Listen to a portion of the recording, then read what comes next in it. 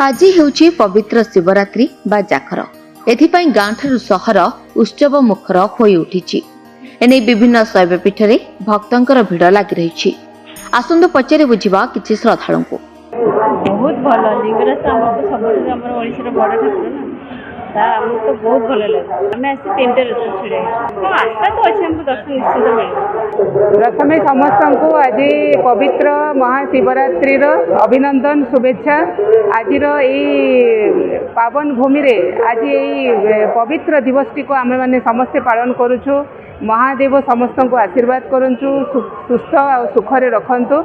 आमे प्रयागराज रो जो जल आनिथिलु अमृत जल ताहा जो भक्त माने एठी लिंगराजंकर दर्शन पूजार्चना आसछन्ति तांको आमे वितरण करूछु।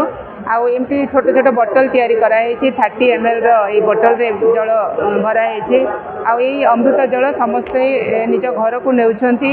ए जो हमर आस्था विश्वास रही महाकुंभ जो पालन हला एते बड़ आयोजन आध्यात्मिक वातावरण तार सुविधा केमती समस्ते पांतु आमे सेइति पई ए व्यवस्था के करिछु।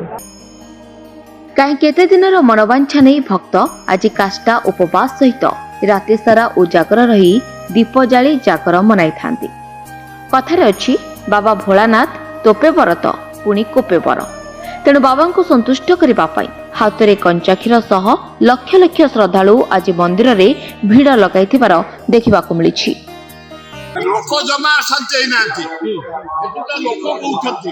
हां मु प्रथमे आगो धन्यवाद देबी ब्राह्मण निज बड़ू निज पूजा पण्डा निज समर्था निज चतुर्मासी ब्राह्मण निज बेरा निज बारिक निज police commissioner DG DCP all police officer collector Puri collector Khordha ADM Bhubaneswar executive officer temple आमे सबू राति 3टारू समस्त आसी कमिश्नर एवं डीसीपी कोठी लाइन रही लोक दर्शन करने को सुविधा दबा। मु जातक देखी नी 60 वर्ष में काम कला मुझे 22 वर्ष ट्रस्टी ये जिते यात्रा सबुतरे जोग दबार जगन लिंगराज सुजोग देते वीआईपी कहीं जाना कौन वीआईपी आमर जो मैंने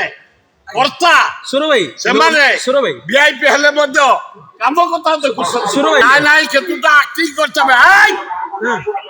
30 लाख भुवनेश्वर लोक सारा ओडिशा आसचंती हजार हजार लक्ष लक्ष लोक दर्शन करचंती।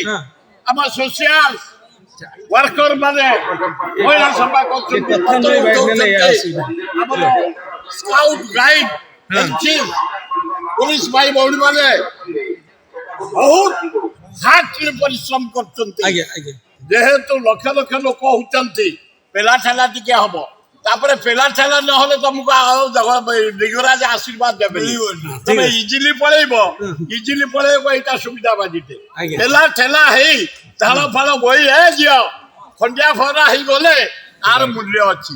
तेणु ए दर्शन पवित्र जय जगन्नाथ जय प्रभु लखेश्वर महर्षि भाईना लखेश्वर महादेव को सेवायत। आज ये जागर कौन व्यवस्था रही आज आमर जिते जागर बाबांकर यात्रा अच्छी सब बड़ यात्रा हूँ महाशिवरात्रि जागर यात्रा। बाबा रात्रि 3टार द्वार खोला होता रात्रि 4:30 भितर आमर समस्त नीतिकांत सरी साधारण दर्शन निमंत बाबा द्वार खोला होता। आउ दिन 9टारू आमर धार्मिक महोत्सव बर्तमान आरंभ होगा जाऊँगी जो थी जगन्नाथ महाप्रभु छत्तीस निजोग मुख्य भी आसुच्च और अन्य मठ महंत मैंने आसुच्च। बाबांकर दिन गोटाए आमर हम अन्नधूप नीति जोटा कि अधघंटा सर्वसाधारण दर्शन बंद रहिबो और अपराह्न 4टारे बाबांकर संपूर्ण स्वतंत्र नीति वर्षक थरे जहाँकि बड़ सिंगार बेश हुए जहाँकि विभिन्न प्रकार फूल और अलंकार मान बाबा लगी हुंती अपराह्न 4टारे और रात्र 11टारे आमर महादीप उठिबार आज नीति निर्घंट स्थिर करा जायछि। जहाँ पूर्व आमर उठिबो बाबांकर बड़ सिंगार बेश उल्लागी हेबो 30 प्रकार नैवेद्य समर्पण होई संध्या धूप होई बाबांकर एका बेले महादीप प्रस्तुति आरंभ होई शेष हेबो।